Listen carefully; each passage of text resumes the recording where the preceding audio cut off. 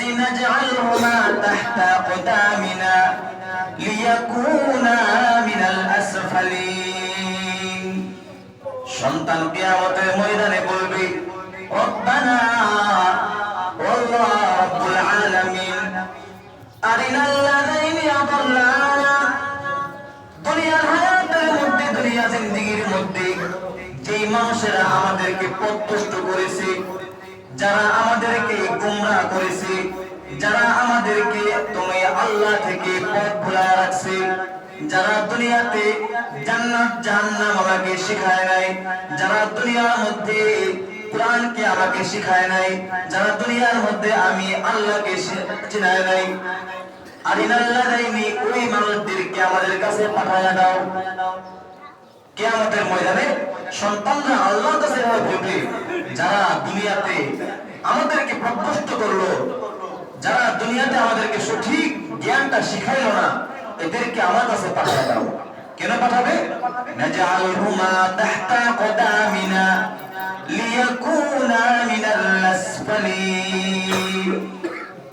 আমাদের কাছে পাঠিয়ে দাও, এদেরকে আমরা আমাদের পায়ের নিচে পিষ্ট করে তাদেরকে জাহান্নামের কঠিন গর্তের মধ্যে তাদেরকে আমরা পাঠিয়ে দেব। নাউজুবিল্লাহ। যে সন্তানের জন্য আমরা আমাদের মাথার ঘাম পায়ে ফেলি, দিনকে রাত করি, রাতকে দিন করি, সেই সন্তান যদি আমার আপনার জন্য নাজাতের উসিলা না হয়ে, যদি সেই সন্তান কাল কিয়ামতের ময়দানে আমাকে আপনাকে পিষ্ট করতে চায়, আমাকে আপনাকে জাহান্নামে পাঠাতে চায়, তাহলে সেই সন্তান দুনিয়াতে আমার আপনার জন্য নিয়ামত হবে।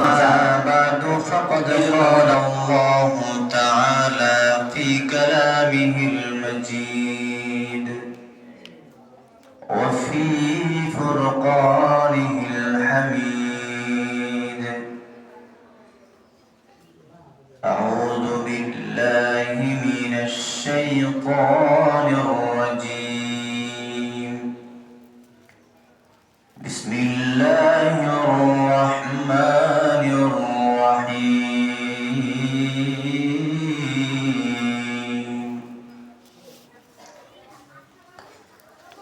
ইয়া আইয়ুহাল্লাযীনা আমানু qū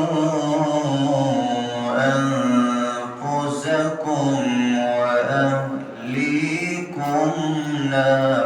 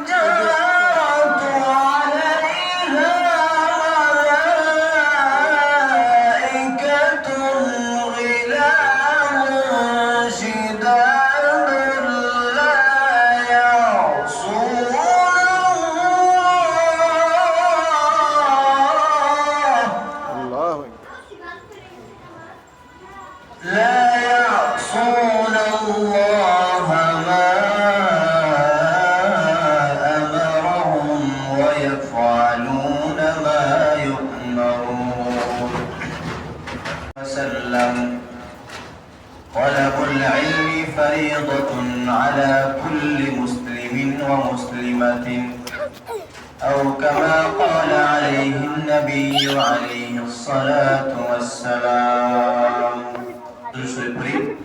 اللهم صل على محمد وعلى آل محمد كما صليت على إبراهيم وعلى آل إبراهيم إنك حميد مجيد. اللهم بارك على محمد وعلى آل محمد كما باركت على إبراهيم وعلى آل إبراهيم إنك حميد مجيد الحمد لله আল্লাহ রাব্বুল ইজ্জাতের দরবারে অসংখ্য গণিত শুকরিয়া আদায় করছি যে মহান রব্বুল আলামিন আমাদের সকলকে আল্লাহ তাআলা গুরুত্বপূর্ণ একটি বিধান, একটি আদেশ, পবিত্র জুমার নামাজ আদায় করার জন্য মসজিদে আমরা উপস্থিত হতে পেরেছি। এই জন্য শুকরিয়া আদায় করি আলহামদুলিল্লাহ।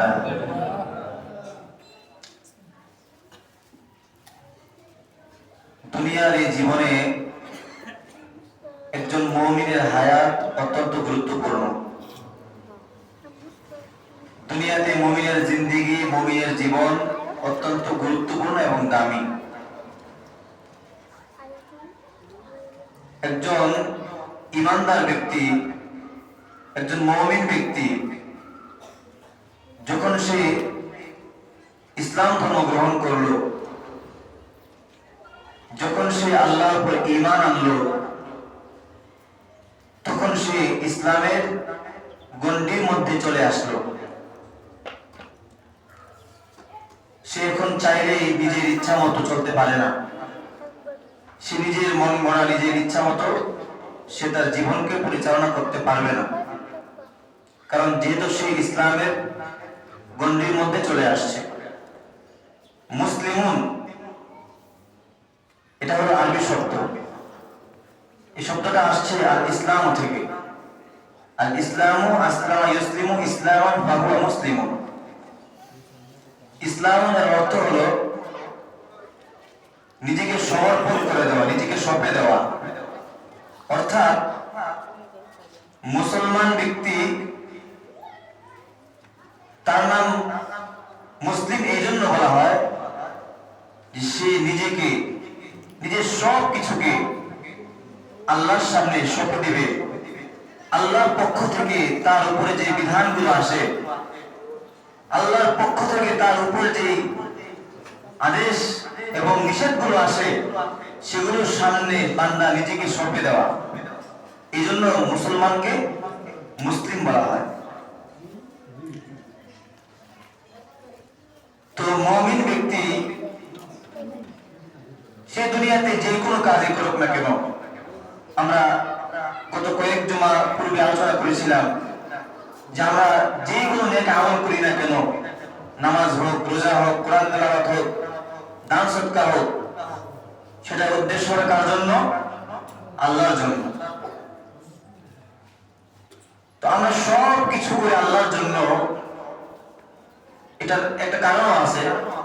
কারণটা হলো যে আল্লাহ তাআলা শুধু আমাদের মতো মানুষকে দুনিয়ার এই হায়াতটুকু দান করেছেন যেন নিছক শুধুমাত্র আল্লাহর জন্য আমরা কাজ করে যাই। আর এছাড়া মানুষ ছাড়া গোটা পৃথিবীতে যা কিছু আল্লাহ সৃষ্টি করেছেন, যত মাখলুক সৃষ্টি করেছেন, নদীর মধ্যে যত মাখলুক সৃষ্টি করেছেন এবং জমিনের মধ্যে যত মাখলুক সৃষ্টি করেছেন, এই সব কিছুকে সৃষ্টি করেছেন মানুষের জন্য। সব কিছুকে সৃষ্টি করেছেন মানুষের জন্য, আর মানুষকে সৃষ্টি করেছেন আল্লাহর জন্য। এই জন্য যে আল্লাহ তাআলা মানুষের উপর দুনিয়া অনেক অনেক নিয়ামত দান করেছেন, যে নিয়ামত নিয়ে আমরা কখনো কল্পনা করি না।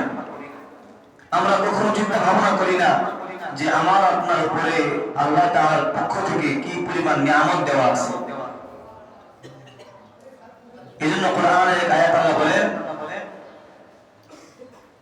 ইন্না ফি খালকিস সামাওয়াতি ওয়াল আরদি ওয়া ইখতিলাফিল লাইলি ওয়ান নাহার লাআয়াতিন লিউলিল আলবাব। এই আয়াতের মধ্যে আল্লাহ বলতেছেন যে আমার পৃথিবীতে যত নিয়ামত দান করেছি, এই নিয়ামতগুলো সম্পর্কে যারা চিন্তা ভাবনা করে, যারা কল্পনা করে, ফিকির করে যে আল্লাহ এই দুনিয়াকে কত সুন্দর করে বানাইছে, তো তারা ফিকির করতে করতে, চিন্তা ভাবনা করতে করতে আল্লাহ ওলি হয়ে যায়। সুতরাং আমরা যদি আল্লাহ নিয়ামত সম্পর্কে ফিকির করতাম আল্লাহ যে আমাদের উপরে কত ইহসান করেছেন, অনুগ্রহ করেছেন, আমাদের 3.5 হাত কোটির মধ্যে আল্লাহ আমাদের যে নিয়ামত দিয়েছেন, যদি এগুলো নিয়ে আমি একবার চিন্তা ভাবনা করি তাহলে আমি আপনি সাধারণ কোনো মুসলমান থাকতে পারি না, বড় বুজুর্গ আল্লাহ ওলি হয়ে যাইতাম। বান্দার উপরে আল্লাহ তাআলার যত নিয়ামত আছে তার মধ্যে অন্যতম একটি নিয়ামত হলো নেক সন্তান বা সুসন্তান দান করা। একজন ব্যক্তির জন্য, একজন ব্যক্তির পরিবারের মধ্যে একটা সন্তান হলো আল্লাহর পক্ষ থেকে একটা নিয়ামত। নিয়ামত কেন?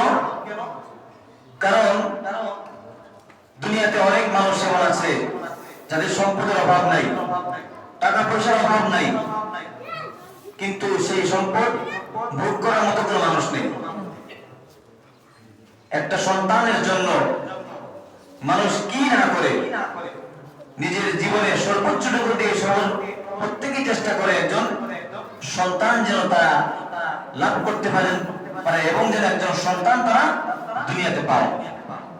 স্বামী স্ত্রীর মধ্যে, তাদের মধ্যে যে একটা পারস্পরিক সম্পর্ক, এটা প্রাথমিক পর্যায়ে খুব ভালো থাকে, বেশি থাকে, কিন্তু একটা সময় যখন পার হয়ে যায় তখন স্বামী স্ত্রীর মধ্যে একটা জিনিসের খুব বেশি আকাঙ্ক্ষা থাকে, আফসোস থাকে, সেটা হলো একটা সন্তানের আশা। কথা বলেন, একজন সন্তান পিতামাতার পরস্পরের মাঝে, স্বামী স্ত্রীর মাঝে যে একটা সম্পর্ক, যে ভালোবাসা, এটার পরিপূর্ণতা পায় একজন সন্তানের মাধ্যমে। এই জন্য সন্তান হলো আল্লাহ তাআলার পক্ষ থেকে একটা নিয়ামত। সন্তান দুনিয়ার কোন মানুষ বলেন, দুনিয়ার কোন পীর বলেন, যাই বলেন না কেন, আল্লাহ তাআলার ভাষায়, আল্লাহ তাআলার কথায় এটা সাবিত করে যে ছেলে হোক কিংবা মেয়ে হোক, এই সব কিছুর মালিক, সন্তান দেওয়ার মালিক, সন্তান না দেওয়ার মালিক। আল্লাহ কোরআনের ভাষায় স্পষ্ট সেখানে বলা আছে এই সব কিছু মালিক হলেন কে? আল্লাহ তাআলা। কোরআনের মধ্যে আল্লাহ বলেছেন, লিল্লাহি মুলকুস সামাওয়াতি ওয়াল আরদ ইয়াখলুকু মা ইয়াশা ইয়াহাবু লিমান ইয়াশাউ ইনাথা ওয়া ইয়াহাবু লিমান ইয়াশাউ যুকুর। আসমান এবং জমিনের মধ্যে যা কিছু আছে এই সব কিছুর মালিক একমাত্র আল্লাহ তাআলা। ইয়াখলুকু মা ইয়াশা, আল্লাহ রাব্বুল আলামিন যা কিছু ইচ্ছা দুনিয়ার মধ্যে সৃষ্টি করেন, তৈরি করেন। ইয়াহাবু লিমান ইয়াশাউ ইনাথা, আল্লাহ পাক যাকে ইচ্ছা তাকে মেয়ে সন্তান দান করেন। ওয়া ইয়াহাবু লিমান ইয়াশাউ যুকুর, আবার আল্লাহ যাকে ইচ্ছা তাকে ছেলে সন্তান দান করেন। আও ইউযাউযুহুম যুকরানা ওয়া ইনাথা, অথবা আল্লাহ পাক কাউকে দুইটাই দান করেন। ওয়া ইয়াজআলু মান ইয়াশাউ আকিমা, এবং আল্লাহ পাক আবার কাউকে কোনটাই দান করেন না। তাহলে বোঝা গেল ছেলে সন্তান, ছেলে হোক কিংবা মেয়ে হোক, বা সন্তান যদি কেউ দুনিয়াতে না পায়, এই সব কিছুর মালিককে একমাত্র আল্লাহ তাআলা। এই জন্য সন্তান হলো আল্লাহর পক্ষ থেকে একটা নিয়ামত।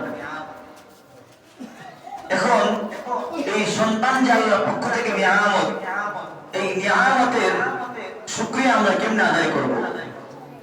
আল্লাহ পাক কোরআনের মধ্যে ইরশাদ করেছেন, লাইন শাকারতুম লাযীদান্নাকুম ওয়া লাইন কাফারতুম ইন আযাবি লাশাদীদ।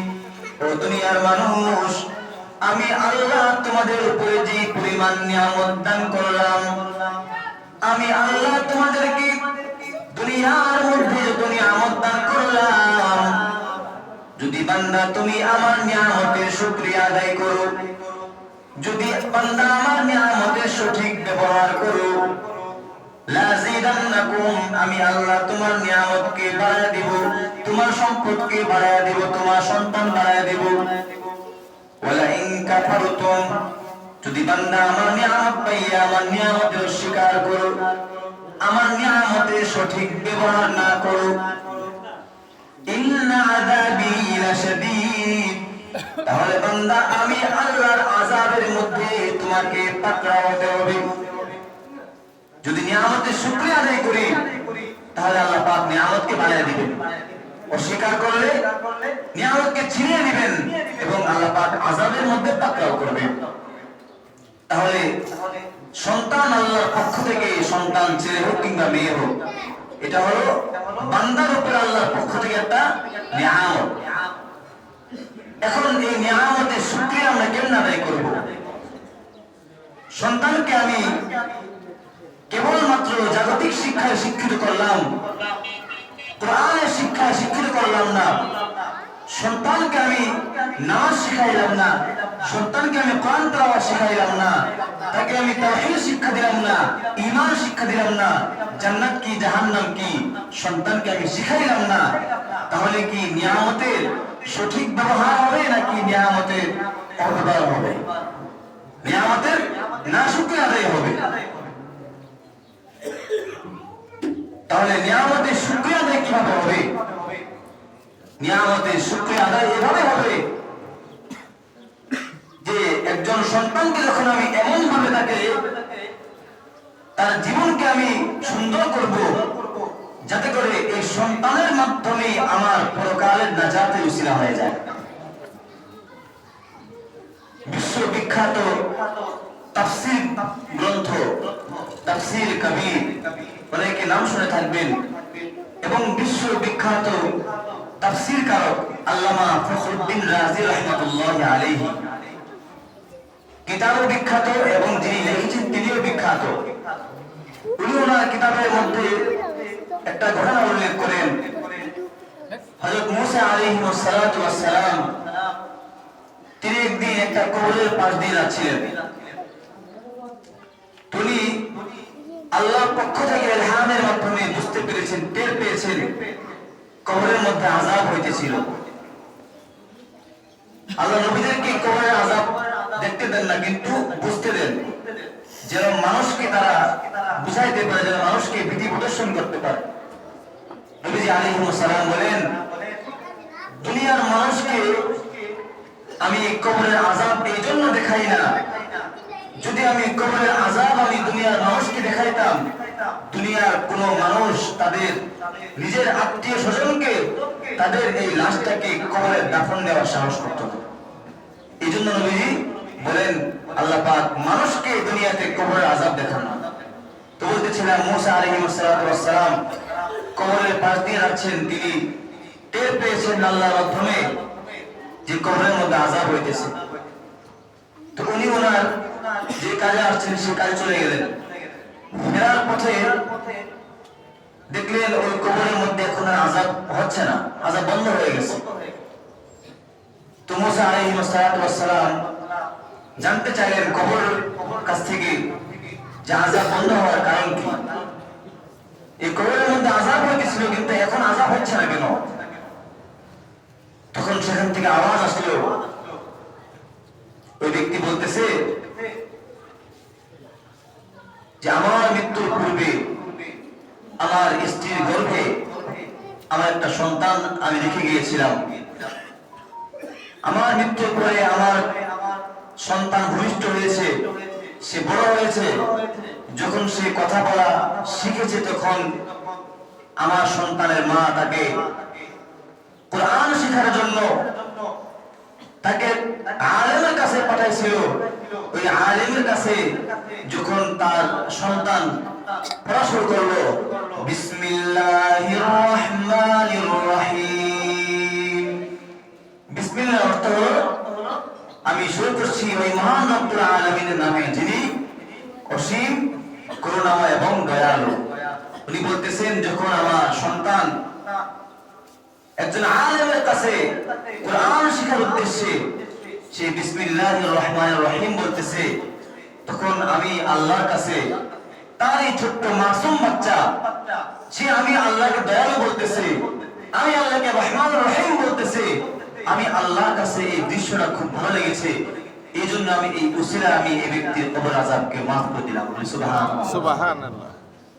তো বোঝা গেল একজন সন্তান সে কখনো কখনো আমার আপনার নাজাতের উসিলা হতে পারে, কিন্তু সেজন্য আমাকে সন্তানকে সেভাবে লালন পালন করতে হবে। সন্তান দুনিয়াতে আসার পর একজন পিতা এবং মাতার উপরে অনেকগুলো দায়িত্ব কর্তব্য থাকে, তবে সেই সন্তানটা দুনিয়াতে আসার আগে একজনের দায়িত্ব থাকে বেশি, সেটি হলো সন্তানের মা।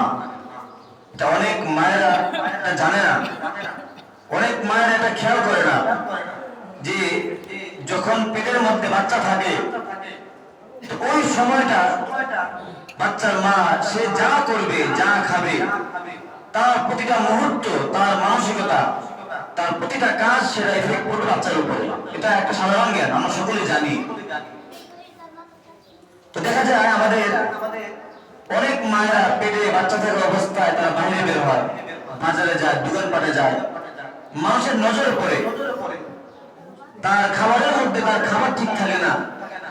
পেটে বাচ্চা কিন্তু সে নামাজের ধারে কাছে নাই, সে কোরআন তেলাওয়াতের ধারে কাছে নাই, সে মোবাইলের মধ্যে নাচ গান দেখে, সে টেলিভিশনের মধ্যে বিভিন্ন নাটক সিনেমা দেখে, তো ইত্যাদি যত অনৈতিক কাজ, যত অবৈধ কাজ আছে, শরীয়ত বিরোধী কাজ, এই সমস্ত কাজ যদি সে করে এবং যদি সে মনে মনে সে ভাবে যে আমার সন্তানকে আমি নেক সন্তান বানাবো, আমি আমার সন্তানকে আমার নাজাতের উসিলা বানাবো, তাহলে তার এই আশা কি আদৌ পুরা হবে?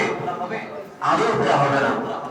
সন্তানকে আদর্শ সন্তান বানাইতে হলে সর্বপ্রথম মায়ের পেট থেকেই তাকে সেই ভালো সন্তান, আদর্শ সন্তান গড়ার উপযোগী করতে হবে। সন্তান যখন মায়ের পেটে থাকে তখন সন্তান আদর্শ সন্তান হওয়ার উপযুক্ত হয়। তারপর যখন দুনিয়াতে আসে, দুনিয়াতে আসার পর আমার আপনার একজন বাবা এবং মায়ের চেষ্টা, তাদের দোয়া, তাদের কষ্ট পরিশ্রমের পর একজন তার যে ছেলে বা তার মেয়ে সে আদর্শ সন্তান হয়। মুহতারাম হাজিরিন, তো বলতেছিলাম যে সন্তান হলো আল্লাহর পক্ষ থেকে একটা নিয়ামত। তো এই সন্তানকে আমি যদি এমন ভাবে শিক্ষা দিতে পারি যার কারণে আমার সন্তান আমার নাজাতে উসিলা হবে, তাহলে সন্তান আমার জন্য নিয়ামত। আর যদি আমার সন্তান পরকালে আমার বিরুদ্ধে সে নালিশ করে, তাহলে এই সন্তান আমার আপনার জন্য নিয়ামত এবং আযাবের কারণ হবে। আল্লাহ তাআলা কোরআনে বলেন, রব্বানা আরিনাল লাযাইনি আযাল্লানা মিনাল জিন্নি ওয়াল ইনসি নাজআলহুমা তাহতা আকদামিনা লিয়াকুনা মিনাল আসফালিন। সন্তান কিয়ামতের ময়দানে বলবে, রব্বানা আল্লাহ রাব্বুল আলামিন আরিনাল লাযাইনি আযাল্লানা, দুনিয়ার হায়াতের মধ্যে, দুনিয়া জিন্দেগির মধ্যে যেই মানুষেরা আমাদেরকে পথভ্রষ্ট করেছে, যারা আমাদেরকে গোমরাহ করেছে, যারা আমাদেরকে তুমি আল্লাহ থেকে পথ ভুলায় রাখছে, যারা দুনিয়াতে জান্নাত জাহান্নাম আমাকে শিখায় নাই, যারা দুনিয়ার মধ্যে কোরআনকে আমাকে শিখায় নাই, যারা দুনিয়ার মধ্যে আমি আল্লাহকে চিনায় নাই, আরিনাল লাযাইনি, ওই মানুষদেরকে আমাদের কাছে পাঠায়া দাও। কিয়ামতের ময়দানে সন্তানরা আল্লাহর কাছে বলবে, যারা দুনিয়াতে আমাদেরকে পথভ্রষ্ট করলো, যারা দুনিয়াতে আমাদেরকে সঠিক জ্ঞানটা শিখাইলো না, এদেরকে আমার কাছে পাঠায়া দাও। কেন পাঠাবে? নাজআলহুমা তাহতা কদামিনা লিয়াকুনা মিনাল আসফালিন। আমাদের কাছে পাঠিয়ে দাও, এদেরকে আমরা আমাদের পায়ের নিচে পিষ্ট করে তাদেরকে জাহান্নামের কঠিন গর্তের মধ্যে তাদেরকে আমরা পাঠিয়ে দেব। নাউজুবিল্লাহ। যে সন্তানের জন্য আমরা আমাদের মাথার ঘাম পায়ে ফেলি, দিনকে রাত করি, রাতকে দিন করি, সেই সন্তান যদি আমার আপনার জন্য নাজাতের উসিলা না হয়ে, যদি সেই সন্তান কাল কিয়ামতের ময়দানে আমাকে আপনাকে পিষ্ট করতে চায়, আমাকে আপনাকে জাহান্নামে পাঠাতে চায়, তাহলে সেই সন্তান দুনিয়াতে আমার আপনার জন্য নিয়ামত নয় আযাব। এই জন্য মুহতারাম হাজিরিন, সন্তানদেরকে ছোট থেকেই জাগতিক শিক্ষায় শিক্ষিত করেন, কোনো অসুবিধা নেই, আমি মানা করতেছি না এবং মানা করার কোনো বিধান নেই। কিন্তু আমার কথা হলো, সন্তান যে শিক্ষায় শিক্ষিত হোক, কিন্তু মুসলিম হিসাবে, মুসলমান হিসাবে তাকে যে মৌলিক শিক্ষাটা, এই শিক্ষাটা তাকে দেওয়া লাগবে। এই জন্য আল্লাহ পাক, আমি যে কোরআন তেলাওয়াত আপনাদের সামনে করেছি আয়াত, এই আয়াতের অর্থ হলো ইয়া আইয়ুহাল্লাযীনা আমানু কু আনফুসাকুম, হে মুমিনরা তোমরা নিজেরা জাহান্নাম থেকে বাঁচো এবং তোমাদের পরিবারকে বাঁচাও। খাজা মাইনুদ্দিন চিশতি রাহমাতুল্লাহি আলাইহি, অনেকে হয়তো নাম শুনেছেন, তিনি মদিনা থেকে ভারতবর্ষে এসেছেন দ্বীনের দাওয়াত দেওয়ার জন্য, মানুষকে দ্বীনের দাওয়াত দেওয়ার জন্য আসছেন। আল্লাহ তাআলার রহমতে ওনার হাতে লক্ষ লক্ষ ইহুদি খ্রিস্টান ইসলাম ধর্ম গ্রহণ করেছিল, আলহামদুলিল্লাহ। উনি একদিন আনন্দে খুশিতে কারোর সঙ্গে হয়তো কথা বলতেছেন, ওনার মা দূর থেকে দেখতে পেরেছেন যে খাজা মাইনুদ্দিন চিশতি, তার চেহারায় আনন্দের ছাপ, মন উৎফুল্ল দেখা যাচ্ছে। তো খাজা মাইনুদ্দিন চিশতির মা তাকে বলল যে বাবা, তোমার এত আনন্দের কারণ কি? খাজা মাইনুদ্দিন বলতেছে যে আমার এই দৃশ্যটা খুব ভালো লাগতেছে যে আল্লাহ তাআলা আমার মতো মানুষের হাতে এত লক্ষ লক্ষ মানুষ, লক্ষ লক্ষ বিধর্মীকে আল্লাহ পাক ইসলামের জন্য কবুল করেছেন। তখন খাজা মাইনুদ্দিন চিশতি রাহমাতুল্লাহি আলাইহির মা বলতেছেন, ও খাজা মাইনুদ্দিন, এই কৃতিত্ব তোমার না, এই অর্জন, এই গৌরব তোমার না, এই গৌরব আমার। কারণ যখন তুমি আমার গর্ভে ছিলা, যখন তুমি আমার পেটের মধ্যে ছিলা, এমন কোন দিন নাই যেদিন আমি ভালো করে ঘুমাইতে পারছি, এমন কোন দিন নাই যেদিন আমি আল্লাহর কাছে গভীর রাতে তাহাজ্জুদের নামাজ দোয়া করি নাই। শুধু তাই নয়, খাজা মাইনুদ্দিন চিশতি রাহমাতুল্লাহি আলাইহি মা বলেন, তুমি যখন আমার বুকে দুধ পান করতা, যতটা সময়, যত মাস তুমি আমার বুকে দুধ পান করেছো, আল্লাহর কসম খেয়ে বলছি, কোনদিন আমি তোমাকে ওযু ছাড়া, কোনদিন আমি তোমাকে পাক পবিত্র ছাড়া এক ফোঁটা বুকের দুধ পান করাইনি। কত আশ্চর্য কথা! একজন নেক সন্তান হওয়ার পিছনে, একজন বুজুর্গ হওয়ার পিছনে, আল্লাহর ওলি হওয়ার পিছনে সবচেয়ে বড় যার অবদান থাকে, সবচেয়ে বেশি যার অবদান থাকে, সে হলো একজন মা। কিন্তু আমাদের সমাজে আমরা যে মায়েরা আছি, যে বোনেরা আছি, আমরা হয়তো কখনো এটা কল্পনা করি না যে এই যে বাচ্চাকে যে আমরা দুধ পান করাই, যদি এই সময় আমার মধ্যে আমার ঠিক থাকে, যদি আমার পাক পবিত্রতা থাকে, যদি আমার মধ্যে ওযু থাকে ইত্যাদি পাক পবিত্র অবস্থায় যখন আমি আমার সন্তানকে দুধ পান করাবো, কারণ মায়ের সাথে সন্তানের একটা অবিচ্ছেদ্য সম্পর্ক, তখন মায়ের মধ্যে যে ভালো গুণগুলো আছে অটোমেটিক সেগুলো বাচ্চার উপর চলে আসে। এভাবেই একজন সন্তান আদর্শ সন্তান হয়, একজন নেক সন্তান হয়।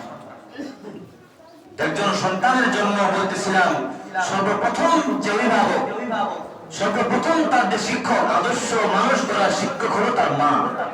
তারপরে যখন সে বড় হয়, সে বুঝমান হয়, তখন পিতা মাতা দুজনের সমন্বয়ে সে একজন আদর্শ মানুষ গড়ে ওঠে। হযরত লুকমান আলাইহিস সালাম তিনি তার সন্তানকে, একজন পিতা হিসাবে তার সন্তানকে কি কি উপদেশ দেওয়া উচিত, আমি পিতা হিসাবে আমার সন্তানকে আমি কি কি নসিহত করব, কি কি উপদেশ দিব, এই সম্পর্কে কোরআনের মধ্যে লুকমান আলাইহিস সালাম তিনি তার সন্তানকে যে উপদেশগুলো দিয়েছিলেন, সেই উপদেশগুলো আল্লাহ কোরআনের মধ্যে নিয়ে এসেছেন। সেই 8 থেকে 9টা উপদেশ আমি সংক্ষেপ আকারে আপনাদেরকে শোনাবো। এই উপদেশগুলো শুধু আমরা শুনবো না, এবং দিলের কানে শুনবো, এবং এগুলো যখন আল্লাহ পাক আমাদেরকে বাবা হওয়ার সুযোগ দান করবেন, এবং যাদেরকে বাবা হওয়ার সুযোগ দান করেছেন প্রত্যেকেই যার যার জায়গা থেকে এই জিম্মাদারি, এই দায়িত্ব পালন করব। 1 নম্বর হলো লুকমান আলাইহিস সালাম বলতেছেন তার সন্তানকে, ইয়া বুনাইয়া লা তুশরিক বিল্লাহ ইন্নাশ শিরকা লাযুলমুন আযীম। 1 নম্বর উপদেশ হলো, হে আমার সন্তান, লা তুশরিক বিল্লাহ, তুমি দুনিয়ার মধ্যে একজন মুসলিম হিসাবে আল্লাহর সঙ্গে দ্বিতীয় কাউকে শরীক করবে না। শরীক করলে কি হবে?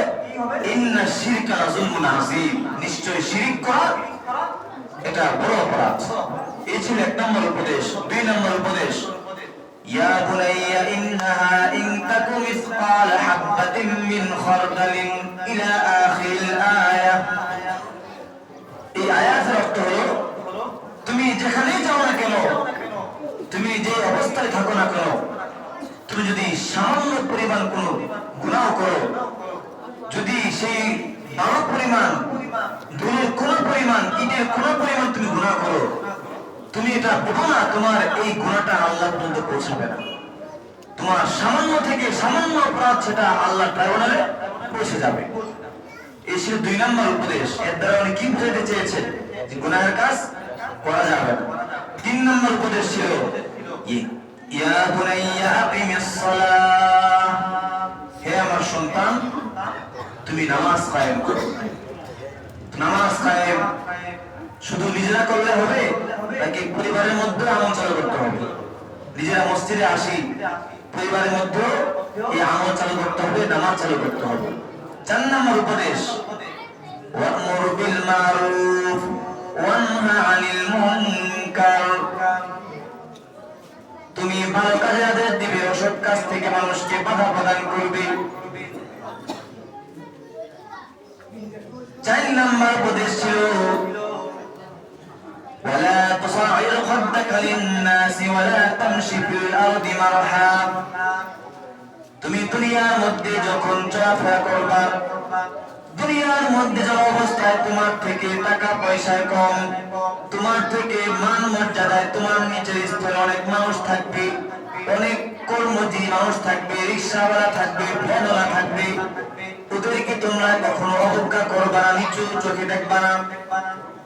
5 নম্বর ছিল, যারা তোমার থেকে নিচু স্তরে আছে তাদেরকে কখনো নাক ছিটকাবা না, তাদেরকে কখনো অমূল্যায়ন করবা না। প্রত্যেকে হলো ইনসান, মুসলমান হিসেবে প্রত্যেকে সমান চোখে সম্মানের চোখে দেখতে হবে। 6 নম্বর উপদেশ ছিল, ওয়ালা তামশি ফিল আরদি মারহা, তুমি দুনিয়ার মধ্যে অহংকার নিয়ে দম্ভ করে চলাফেরা করবে না।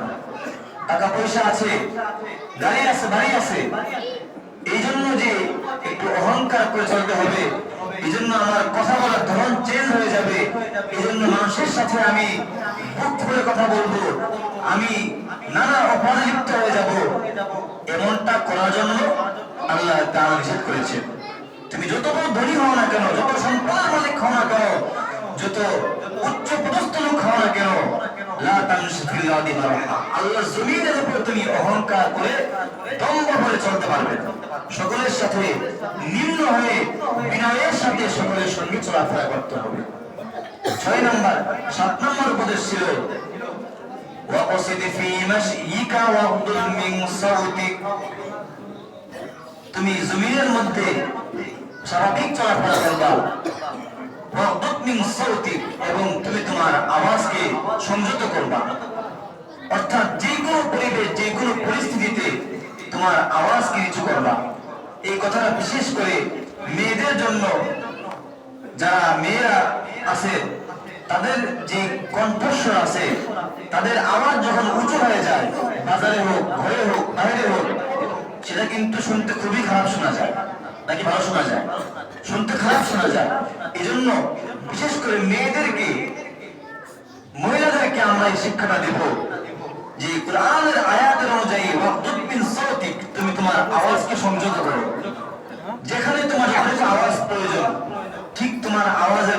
সে বেমান রাখবে, এর বেশি রাখবে না। বাজারে ঘাটে চিল্লাপাল্লা করলে খুব খারাপ শোনা যায়, কিন্তু কিছু বলা যায় না। এই জন্য এই বিষয়টা খুবই লক্ষণীয় যে এই শিক্ষাটা আমরা ঘর থেকে দিয়ে দেব, যে একজন ছেলে একজন মেয়ে যেন তার আওয়াজকে নিচু করে। যে কোনো সময় বাসায় মেহমান আসছে এক রুমে, তো আরেক কোনো মহিলারা আছে যেখানে তারা খাবার বাড়তেছে, খাবার রেডি করতেছে, কিন্তু মহিলাদের এখানে এত আওয়াজের কারণে পুরুষরা এখানে বসে কথা বলতে পারতেছে না। এমন অনেক সময় হয়, কিন্তু আমরা এই বিষয়টা বুঝি না। এই জন্য যে পরিবেশে হোক না কেন মহিলাদের আওয়াজ সবসময় নিচু থাকবে, সবসময় কম থাকবে। এই বিষয়গুলো আমরা সব জায়গায় বাস্তবায়ন করার চেষ্টা করব। মুহতারাম হাজিরিন, আজকের এই আলোচনার মূল কথা আমার এটা ছিল যে সন্তান হলো আল্লাহর পক্ষ থেকে বান্দার উপর একটা নিয়ামত, আর এই নিয়ামতের শুকরিয়া আদায় আমাকে এভাবে করতে হবে যে সন্তানকে আমাকে জাগতিক শিক্ষায় শিক্ষিত করার পাশাপাশি প্রকালীন যে শিক্ষা, যে শিক্ষাটা আপনার সন্তানকে আল্লাহ পর্যন্ত পৌঁছাবে, যে শিক্ষা আপনার সন্তানের মাধ্যমে আপনি জান্নাতে যেতে পারবেন, সেই শিক্ষাটা আমার আপনার সন্তানকে দিতে হবে। যদি আমি আপনার সন্তানের চূড়ান্ত শিক্ষা, যদি আমি আপনার সন্তানের দ্বীনি শিক্ষাকে নিশ্চিত করতে পারি, তখনই বুঝে আসবে আমি একজন পিতা হিসাবে, আমি একজন মাতা হিসাবে আমার দায়িত্ব পালন করলাম। আল্লাহ পাক রব্বুল আলামিন আমাদের সকলকে, প্রত্যেককে যার যার জায়গা থেকে সেই দায়িত্ব, সেই জিম্মাদারি আদায় করার তৌফিক দান করুন। আমিন ওয়া আখিরু দাওয়ানা আলহামদুলিল্লাহি রাব্বিল আলামিন। যাদের 4 রাকাত সুন্নাত বাকি আছে, সুন্নাত পড়ে ফিরি।